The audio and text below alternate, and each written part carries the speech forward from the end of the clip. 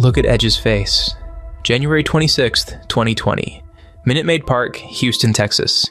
Entry number 21. The lights cut, and before the crowd finds its voice, before the building remembers how to function, he is standing in the entrance light, mouth open, eyes lifted above the crowd, the specific, unguarded expression of a man who has just walked into a room he was told he would never be allowed to enter again. There is no performance in it, just pure, unprocessed shock at his own existence in that moment. Then 50,000 people detonate around him. 9 years. He had left with a cervical spine that doctors told him would kill him if he went back. The sport processed his absence the way it always does, briefly, awkwardly, then moving forward, until Edge became a name that lived in the past tense. A legend, a plaque, a reference point for what greatness used to look like. Everyone knew that it was scripted. A creative team planned that entrance and anticipated the reaction. None of that was secret. Yet none of it changed what the moment felt like. This is the difficult thing about professional wrestling. It is not about the outcome. The outcome has been predetermined, and the audience knows it, and yet something is genuinely at stake. What is at stake is the audience's feeling. The specific, real emotion that thousands of people are willing to invest into scripted confrontations between performers playing characters they have inhabited for years. The moment that investment pays off, the moment a crowd erupts for something planned and rehearsed, the emotion becomes real. The investment was real. The gratitude was real. Wrestling accumulates this way. Every match ever contested is a deposit into a record the audience carries. They remember. They carry those memories into arenas and read every new development against the history they have absorbed. That investment cannot be manufactured after the fact. It is built slowly, through presence and consistency, through years of moments people chose to believe in. This is the story of what happens when the people who acquire that record don't understand what they purchased. The history of Randy Orton and Cody Rhodes had been building toward exactly that interval. In 2008, Cody Rhodes was a second-generation prospect in the shadow of his father. Dusty Rhodes was a god in this business, the American dream, the working-class hero, the fat man from Austin, Texas, who wrestled in polka dots and talked like a preacher and sold the fantasy of a working man rising against the powerful with more sincerity than any performer of his era. Cody carried that name and the weight it came with every time he walked through a curtain. Randy Orton took him under his arm.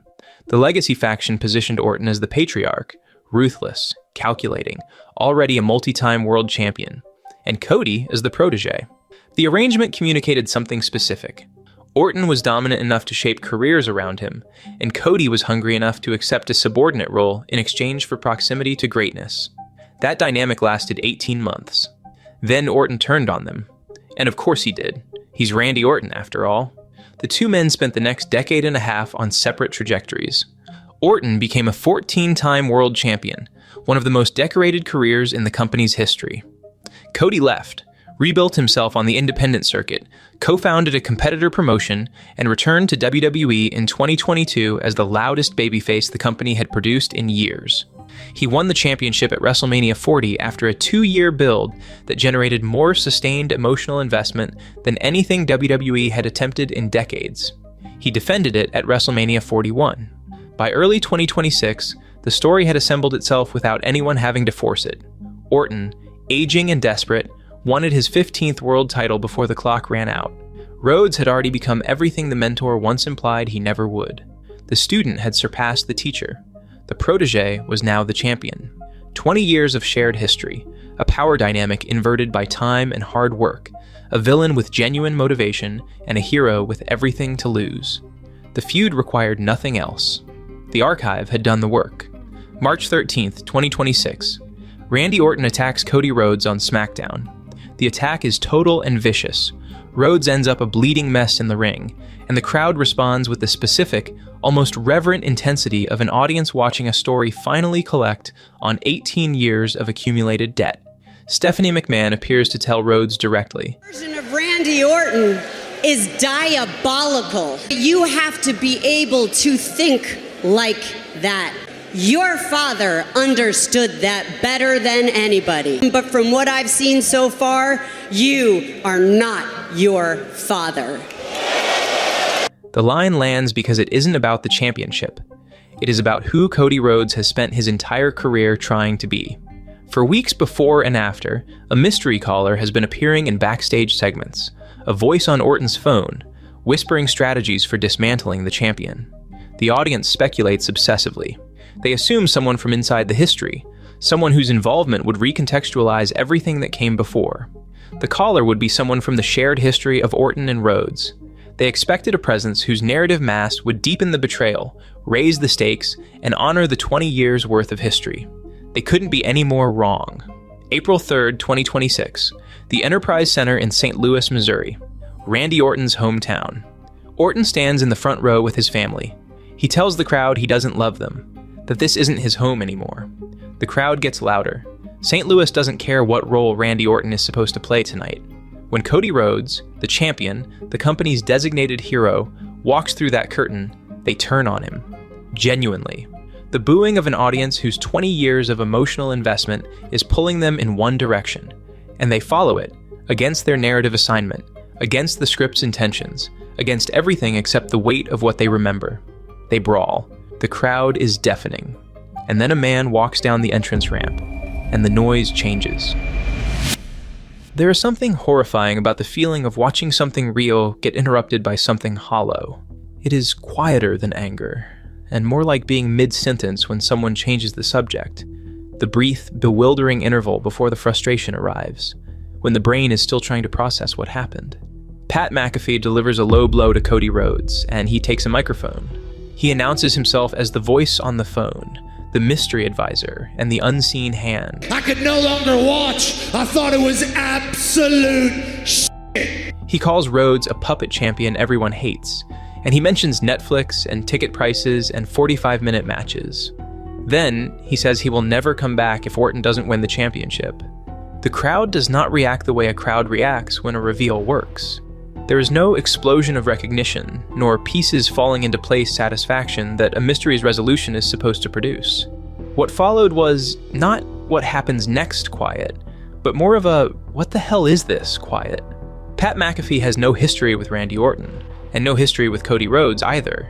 There is no narrative thread connecting him to a feud built on mentorship, betrayal, and a 20-year reversal of fortune.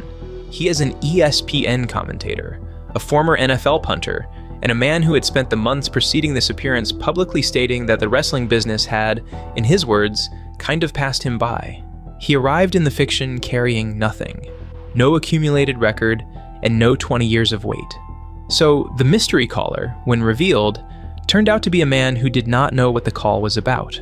Later that night, Rhodes returned to the ring alone and delivered a promo that felt like a shoot. It was Pat McAfee. That's like if Scott Hall and Kevin Nash talked about the third man in the NWO, and instead of Hulk Hogan, it was Disco Inferno. The formation of the New World Order required a shocking betrayal, a hero becoming a villain at the moment of maximum dramatic tension. The reveal of Hogan as the third man remains one of the most electrically charged moments in wrestling history, precisely because it honored the weight of what Hogan represented.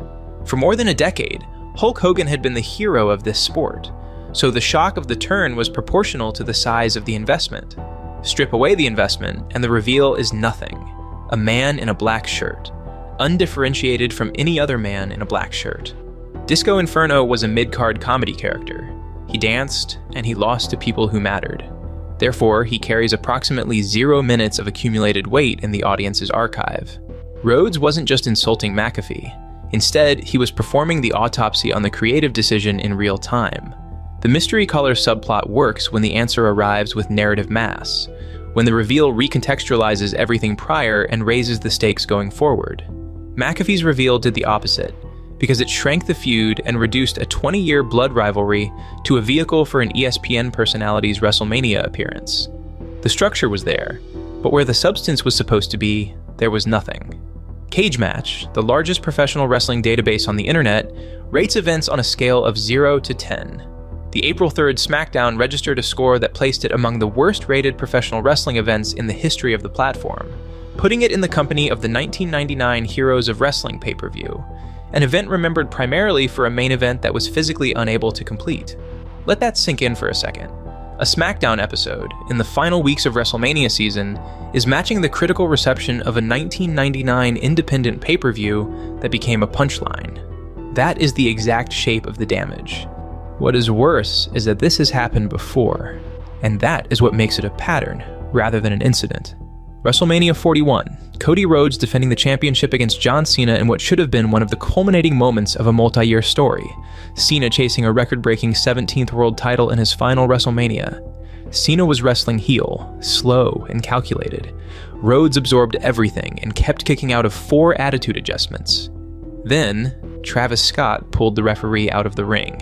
A very mid-recording artist, a corporate playlist placeholder, peripherally attached to the Cena storyline in the weeks prior, and present in the building for reasons that had nothing to do with the 20-year narrative playing out inside those ropes, reached through and yanked the 3 count away at the exact moment the story was supposed to deliver. Cena won the championship through interference, and the record fell with an asterisk. The audience's reaction was not the reaction of people who have been told a satisfying story, but rather it was the particular, exhausted displeasure of watching someone use your investment to pay for something else entirely. Industry reporting confirmed the involvement was tied directly to Ari Emanuel, a personal connection and a favor that cost the narrative its ending. The audience was loud about it, and then moved on, and the product continued.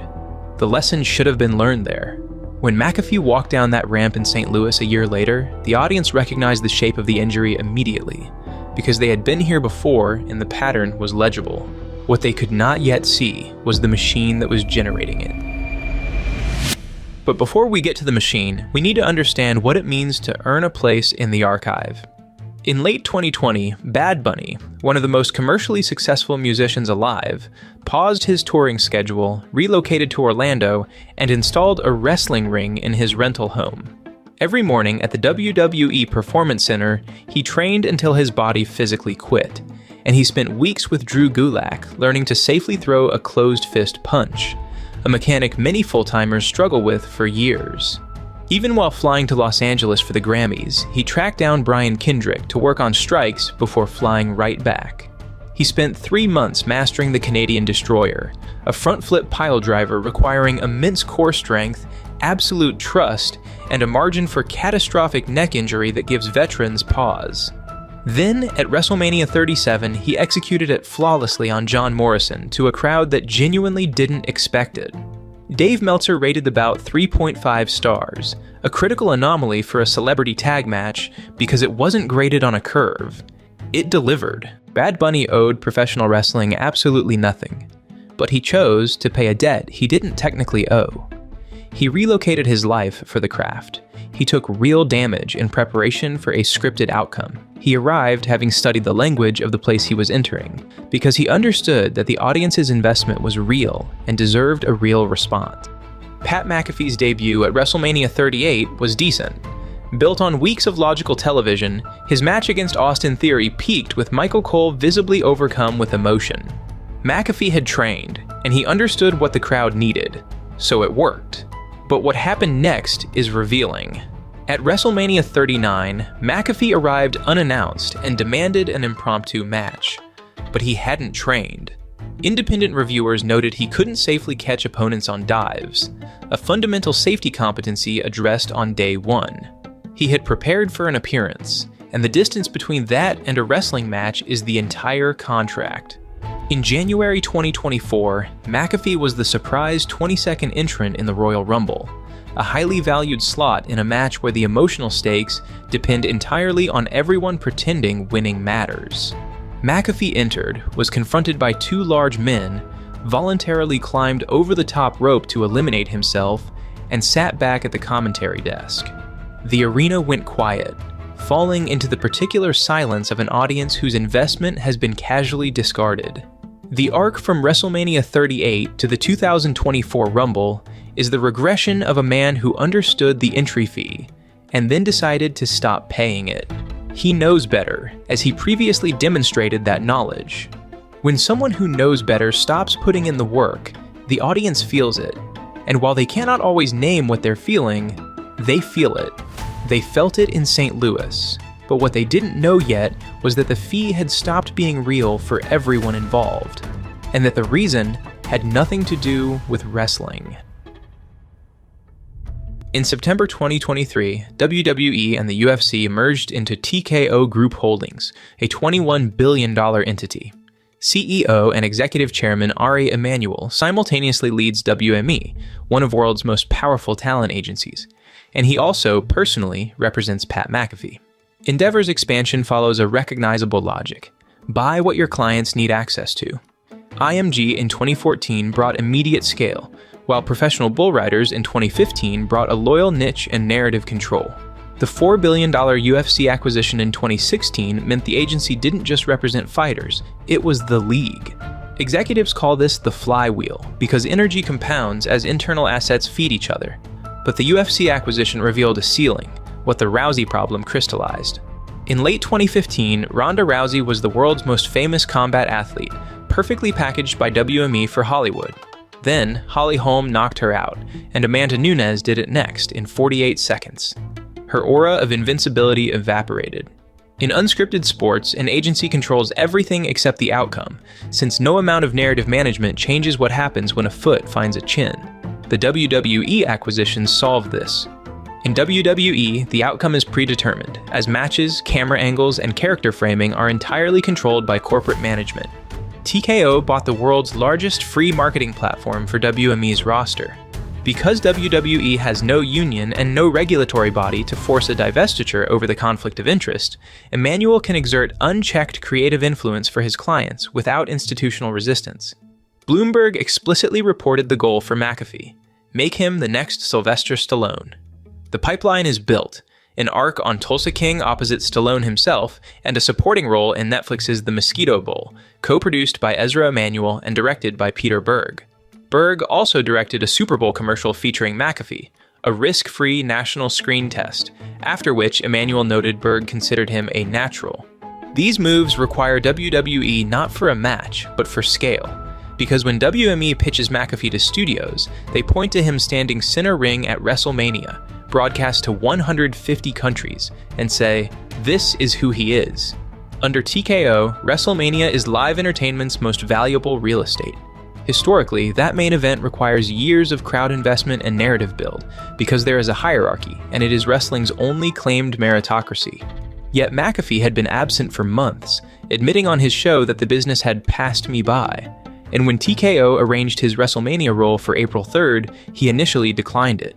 Only after failing to find alternatives did executives construct a deal rich enough to bring him back. But he declined it earlier. That is worth sitting with. The entire process bypassed WWE's creative team, and Chief Content Officer Paul Levesque learned of it only after the executives above him had made the decision. WWE wasn't booking a wrestling show. Instead, TKO was producing a marketing asset for an agency.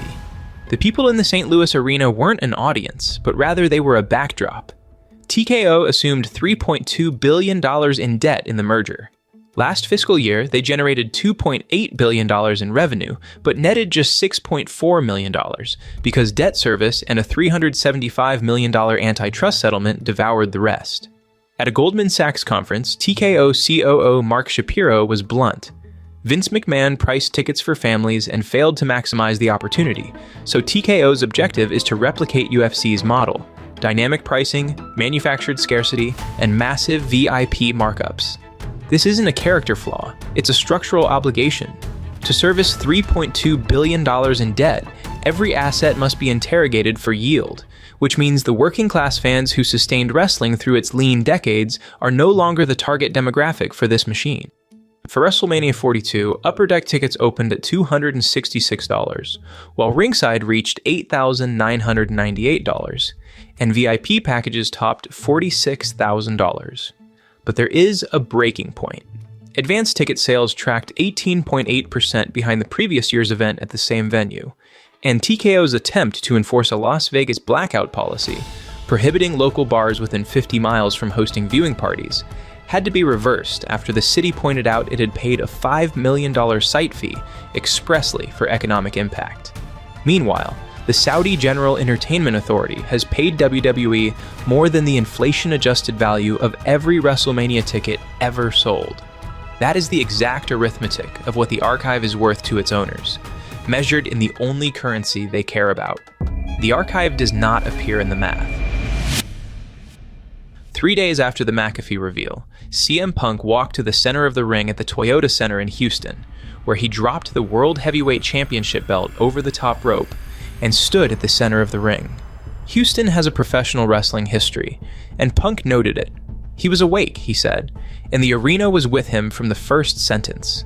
What followed was targeted demolition, with most of it aimed at his WrestleMania opponent, Roman Reigns.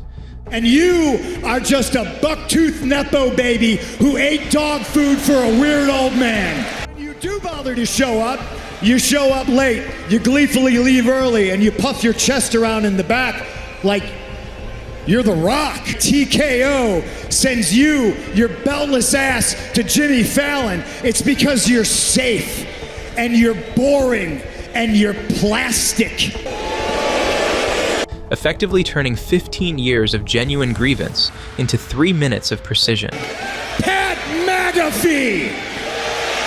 You want to talk about ticket sales? Do me a favor. Call up that agent and tell him to lower the ticket prices.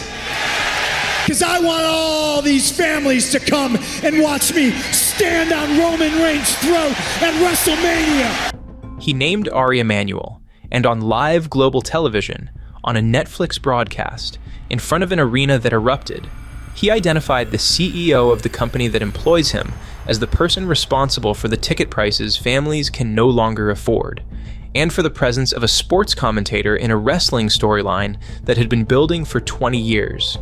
WWE's response was immediate, as the promo was not posted to the company's YouTube channel, and the abbreviated clip shared on X was edited so that Emanuel's name was removed. Ultimately, the company that produces and monetizes CM Punk saying things for a living would not distribute CM Punk saying this particular thing. 15 years earlier, CM Punk's microphone was cut to make it look like management panicked. Here, the clip was edited to make it look like something real had escaped. However, the censorship is more revealing than the promo, because TKO is comfortable with nearly everything that happens in a wrestling ring, as it monetizes genuine injury, legitimate physical risk, and the real damage done to bodies in service of manufactured stories. It does this without compunction, at scale, globally, but what it will not allow on its YouTube channel is its champions saying the name of its CEO in an unflattering context. The edited clip is an admission that Punk identified something real, meaning the censorship is a confirmation.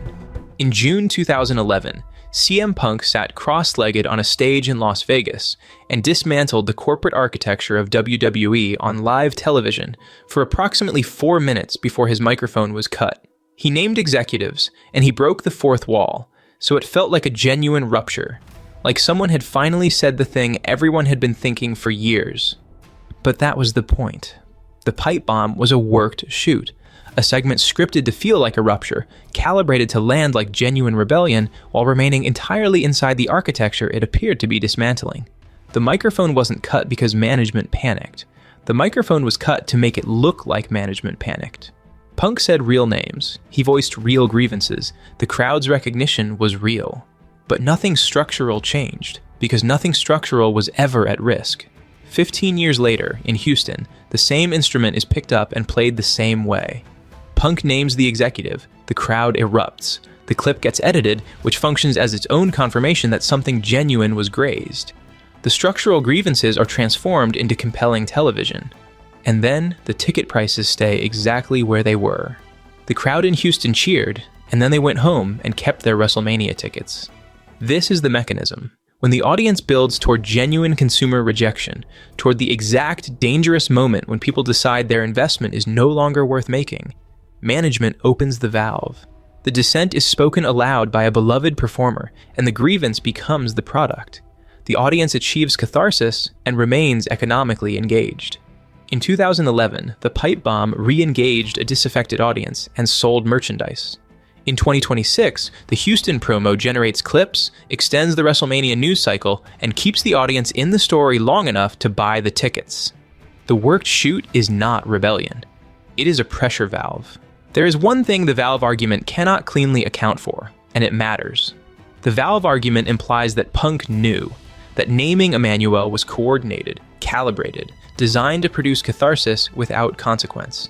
The available evidence makes this genuinely difficult to rule out. The clip was edited. there were no repercussions. The McAfee angle eventually became functional storytelling. WWE Creative, unable to prevent what was done to their program, turned it into programming. The corporation became the villain. The champion became the voice of the audience's frustration. Every element of TKO's synergy mandate was handed to the storytellers as material, and they used it. A machine that can convert its own malfunctions into content is a very powerful machine. But if the worked shoot is always a valve, the audience can never win. Every expression of legitimate frustration is pre-absorbed. Every act of defiance is already accounted for. The kayfabe extends not just to the ring, but to the act of breaking kayfabe itself. The fiction is total. But that is not entirely true. WrestleMania ticket sales running 10,000 per night behind pace is a real consequence. The cage match rating is a real expression of something. Cody Rhodes' shoot-like promo reflected genuine institutional frustration from people whose 20-year program got hijacked 3 weeks before its conclusion. These things are real. They may also ultimately be absorbed. The kayfabe break that costs the most is not when a performer goes off script. Rather, it is when the audience understands that the script belongs to someone who does not care about it. What I cannot determine, and what I do not think anyone watching from outside can determine, is whether the performances of kayfabe breaking in Houston and St. Louis were the real thing, or the simulation of the real thing. I can't tell you whether the microphone was cut because management panicked, or to look like management panicked, nor whether Punk's fire was genuine resistance, or the most sophisticated possible version of the valve. What I can tell you is that TKO owns the ending, either way. The wrestling ring is, at its most fundamental, a stage, and a space defined by ropes and turnbuckles where physical performers enact scripted stories for a live audience.